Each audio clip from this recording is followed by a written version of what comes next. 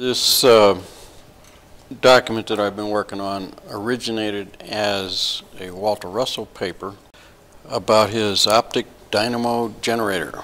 It's a fascinating device. His intent was to collect and concentrate force in such a way that this thing would pretty much drive itself. So my effort was to take his original paper, which I found brilliant, absolutely brilliant, and annotate it according to what I understood Russell meant and some of the things that Keeley did. And as I did that, it was very clear that Keeley's laws of vibration physics exactly addressed what Russell was writing about. So while Russell hit all the high points on what his dynamo generator was doing and how it did it, he didn't really explain it. But using Keeley's laws, we get a very dynamical insight into what's actually taking place. So this paper is basically in three parts. There's the intro, which pretty much explains what I just said. Then there's a short piece about the optic dynamo generator. But the vast bulk of the paper explains the principles by which this optic dynamo generator functions.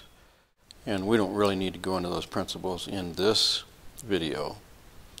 We can leave those for another video where we talk about the explicit principles and laws that govern what Russell called rhythmic balanced interchange, which drives pretty much every rotary system in the universe, whether it's a galaxy or a sun or a planet going around a sun or the orbits of atoms and molecules.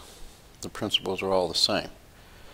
So we'll get into those at a later date, but just to touch upon it a little bit, the idea is to accumulate force to a point and then differentiate that force into a kinetic energy.